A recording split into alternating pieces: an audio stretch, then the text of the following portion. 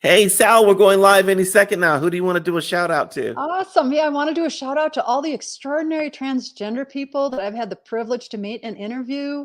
My editor, Sue, couldn't live without her. My technical advisor, Evan, who's also my nephew, he's helped me so much. And then, of course, my wonderful family, my kids, Nikki and Jamie, and my wonderful husband, John. That is an awesome shout out. Here we go.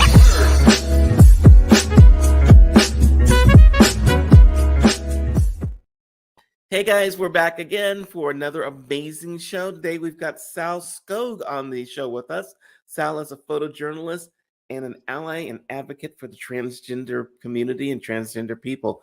Through her new project, Transgender Proud, Sal is documenting personal stories and making portraits to celebrate the trans community and educate others about what it means to be transgender.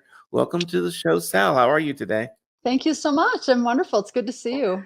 I'm so happy to be back here with you. So let's jump right into it. How did you get started photographing the trans community? Well, I'm an avid reader, and so I started reading memoirs and watching documentaries and following the news and politics. And when I did, I started learning about transgender people.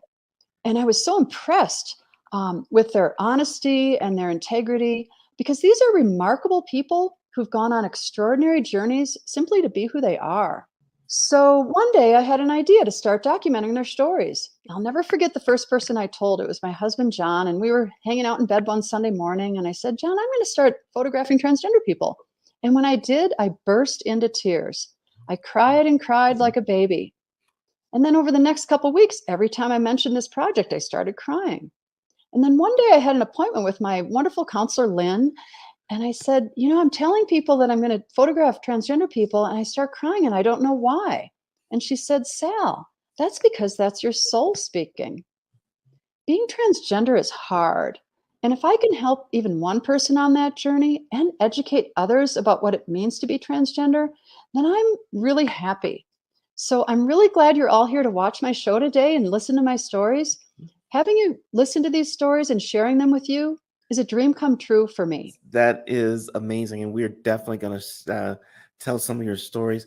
What do you hope to accomplish with your work? Like, why are you doing this? Well, I want to bring visibility to the transgender community. People don't understand what it means to be transgender, and I want them to know that they have an easier time in life. It's really hard to be transgender. I want people to learn so that they treat transgender people fairly.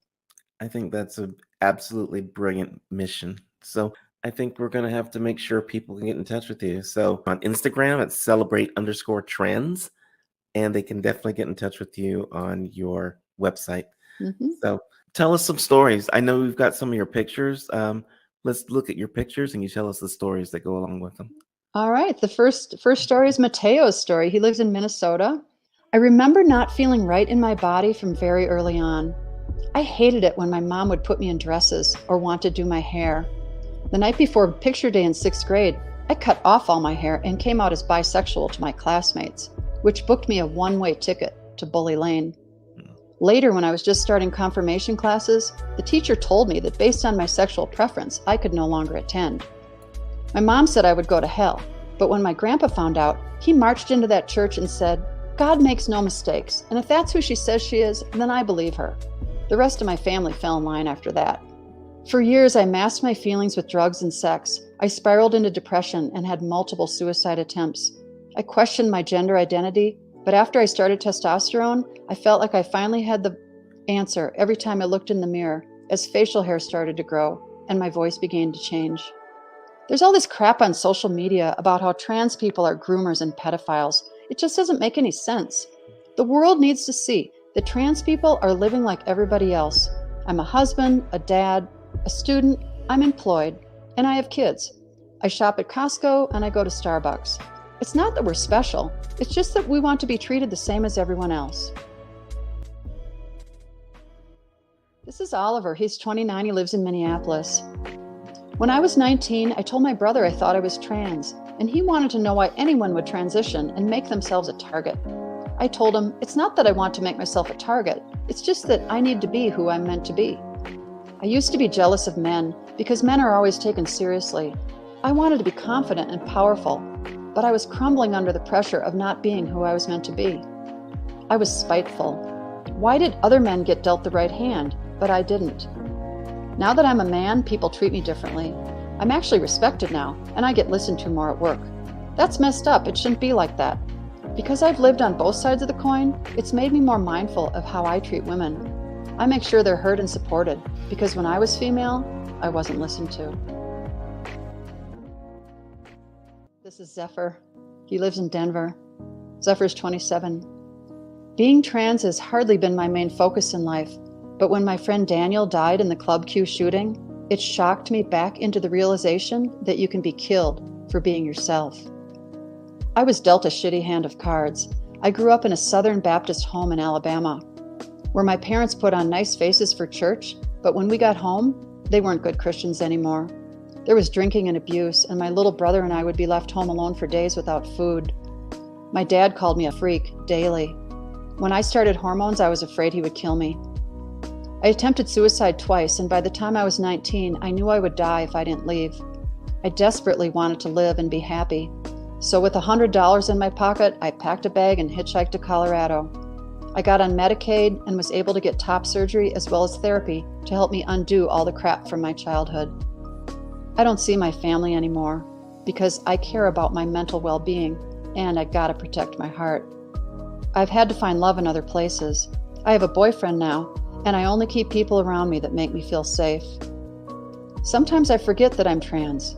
I'm just a human being trying to get along in this life. But now that the Club Q tragedy has struck so close to home, I'm reminded that I could be killed for being trans. I'm scared to go to the grocery store. I'm torn between never leaving my house and trying to be resilient so I can go out and live. When you look at any of the pictures we've looked at so far, I don't see someone who's trans. I just see a person. Is the fear from the trans community, is it because people know what they used to be?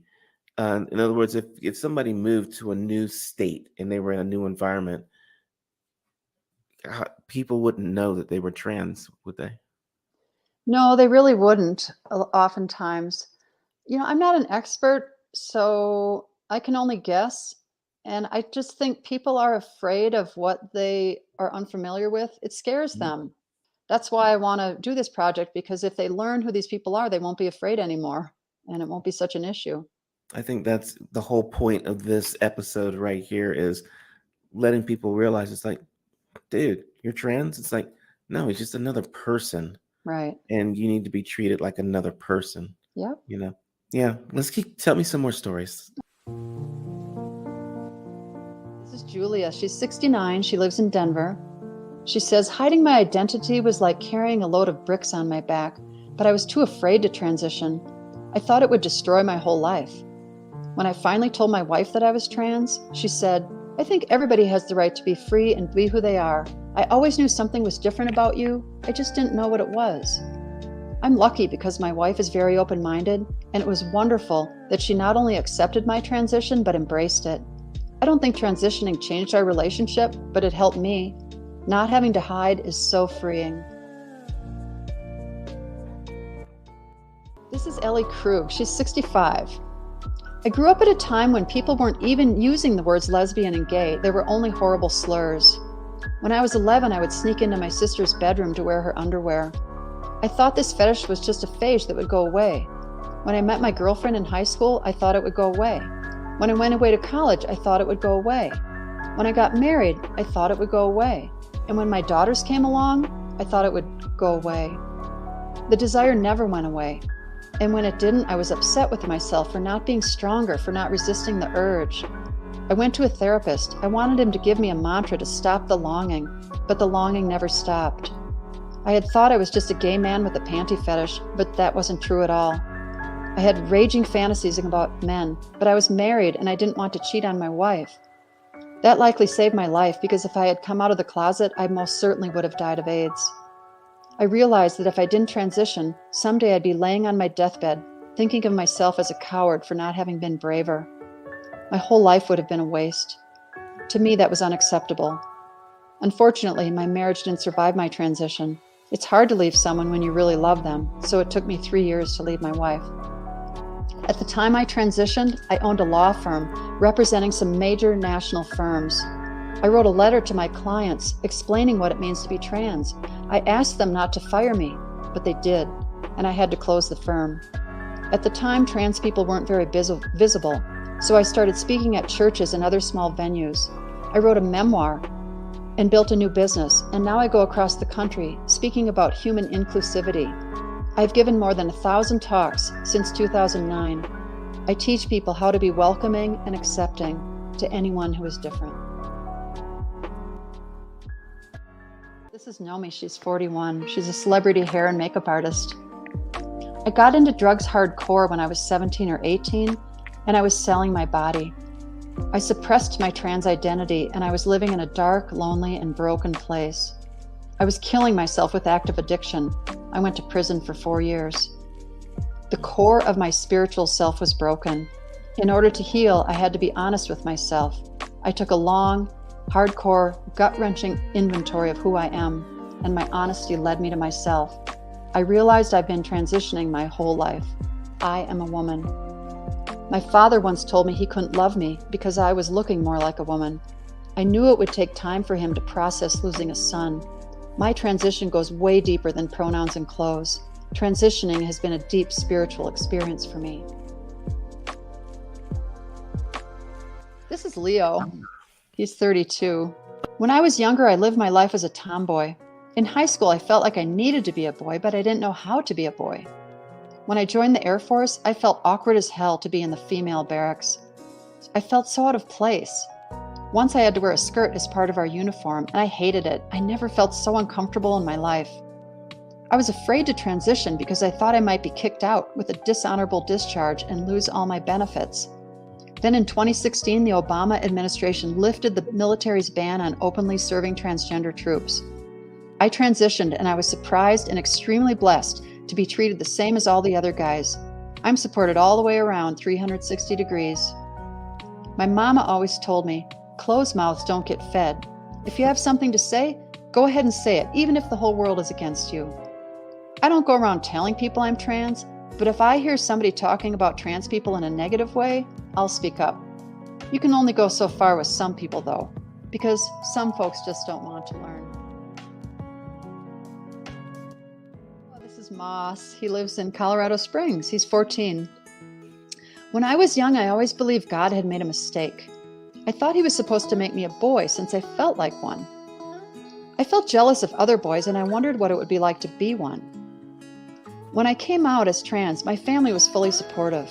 It's not easy being trans or having a trans son, and they had a lot of learning to do, but my parents have been nothing but loving. My best friend's parents, though, were extremely homophobic. When they found out, they didn't want me spending time with her anymore, and that was the end of our friendship. It was hard, but I'm finally making new friends who are trans like me. I'm passionate about mental health. I've been to a therapist, and it's really helped me understand myself. I'm planning to be a psychiatrist when I grow up. I want to help people who struggle with their feelings around gender and sexuality like I did. That way, they won't have to do it alone. I love the way he started out this story when I was young and he's 14. I know, I love that. I love that. Yeah, I remember when I was young and I was 30. You know? I know. He's so darling. Oh, this is Reverend Nicole Garcia. She lives in Louisville, Colorado. I was the oldest son in a Roman Catholic Latino family, and I really felt the pressure to uphold the family name. I prayed for God to fix me because I wanted to be the man everyone told me I was. I had to macho up, so I got a job in law enforcement. I was trying to look like a man, but every time I put the uniform on, it was like putting on a facade. Eventually, I became disillusioned, surly, and discontented. Drinking was the only way I could cope. I had everything I was supposed to have, a wife, a beautiful house, 2 cars, and respect on the job. But why was I on the verge of suicide? Why was I so miserable? I found a therapist and told her that I loved wearing women's clothes. It was my secret fetish, but it always bothered me. I joined a support group for cross-dressers, and over time I figured out that I was trans. I was 43 when I told my mother. Her greatest fear was that I would lose my family, my friends, and my job. She thought I would end up all alone in a seedy motel, drinking myself to death. but that's not what happened. Instead, I earned a master's degree in counseling. I've worked with hundreds of transgender and non-binary people. When you hear over and over again that you are worthless and broken, you start to believe it. I help my clients realize that the problem isn't them. The problem is with the people telling them they're worthless. I can empathize with my clients because I understand what it's like to go through a second puberty, and I know how insanely difficult it is to come out to family. I've heard somebody scream faggot at me from a car window, and I've watched a group of high school boys walking toward me, wondering if they were going to kill me. In my 50s, I earned a Master of Divinity. I'm an ordained pastor, a leader in the progressive Christian movement, and recently I was appointed to the National LGBTQ Task Force. This is Olympia. I was born in Mexico, where machismo and transphobia are a huge part of the Mexican culture. I didn't come out until I moved to Michigan. I would be scared to live in Mexico now.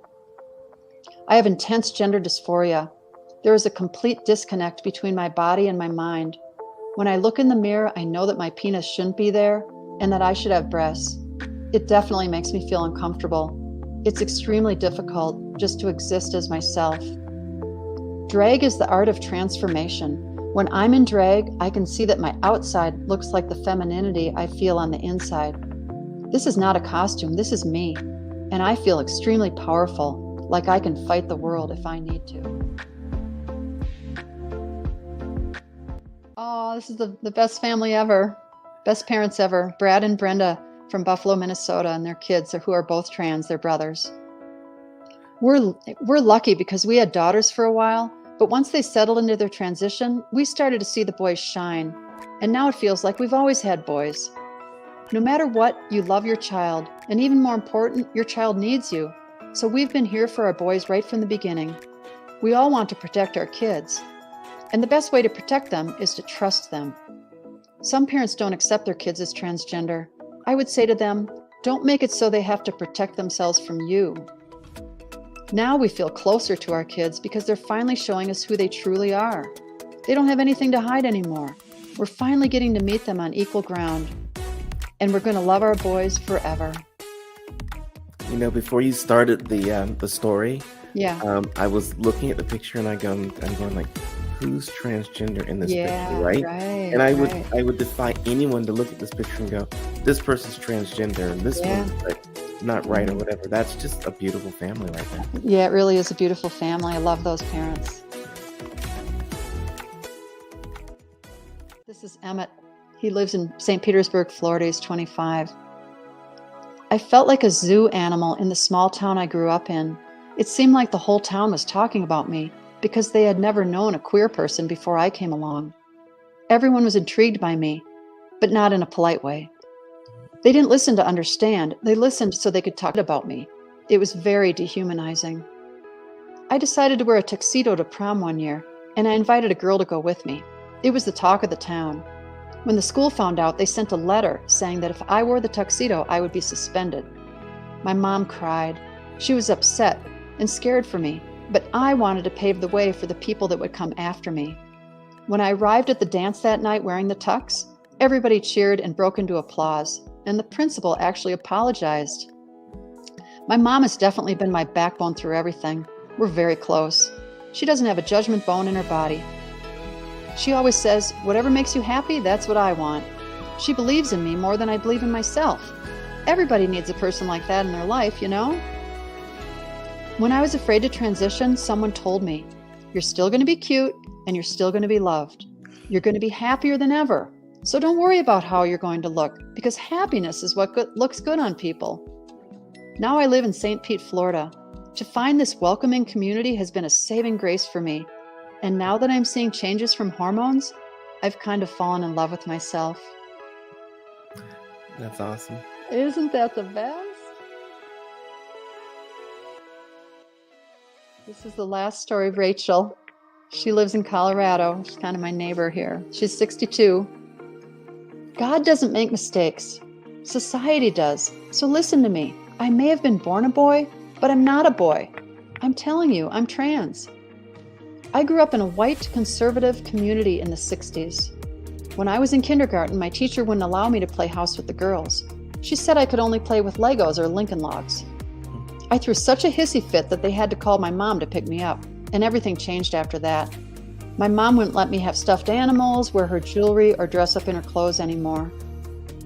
I had a 21-year career in the Marine Corps. I was married at the time, and when I knew my wife would be gone for a couple of hours, I'd close the blinds, lock the doors, and dress in her clothes. It was freeing and satisfying, and I did it to maintain my sanity, even though I knew I would be court-martialed if someone caught me. Eventually, I decided to transition. Fortunately, I had mental toughness from serving in the military. You have to be mentally tough to transition, or it's going to eat you up and spit you out on the other end. I have a very masculine face, and when I first transitioned, I was constantly misgendered. I wanted people to see me as a woman, but what they saw was a guy in a dress. It was incredibly frustrating and made me angry, and I got so tired of it all. After I got top surgery, 99.9% of the misgendering stopped. Recently, I had bottom surgery. People ask me what that means, and I tell them, think of it this way, they're taking an outie and making an innie. Before I transitioned, there were times when I contemplated suicide. Most of us who are trans have had that barrel in our mouths. I'm glad I didn't do it though, because I've achieved everything I've imagined. I'm comfortable as I am, I'm living as a woman, and I'm happy, productive, and part of society. My body fits me. I'm finally, fully and completely Rachel, as God meant me to be. Thank you, Rachel. I That's know. amazing. I know. So you're doing the project. Is it still going on? You're going to keep doing it for a while? Yep. What's going to be the ultimate goal, you think? The ultimate goal would be to speak to the student body of Notre Dame. That would be my ultimate goal. And in the meantime, I want to publish a book and get speaking engagements at gender studies classes would be really wonderful. College level gender studies classes, high schools, community centers, churches. Yeah, I want more people to hear these stories. I think we're going to have to make sure people can get in touch with you. So again, they can get in touch with you on Instagram at celebrate_trends, and they can definitely get in touch with you on your website. Mm-hmm. So I'm so like at points I was listening to you and I was like, let me just wipe this away because the tears were like there. And I really, really just enjoyed listening to the stories and thinking, how can anyone look at these people and see anything but a person? I You know, know. that's Yeah. it kind of just breaks me up inside that people are so mean, angry, unknowing. Maybe that's the word, unknowing. Yeah, I know. They just don't understand. Yeah. They need education. Well, They do. you're out there doing it. Hopefully the show is doing it. And we want people to, look at things, and like the show's called A Funny Way of Looking, but it's more about opening up people's eyes and minds, and you're doing that. Thank So, you.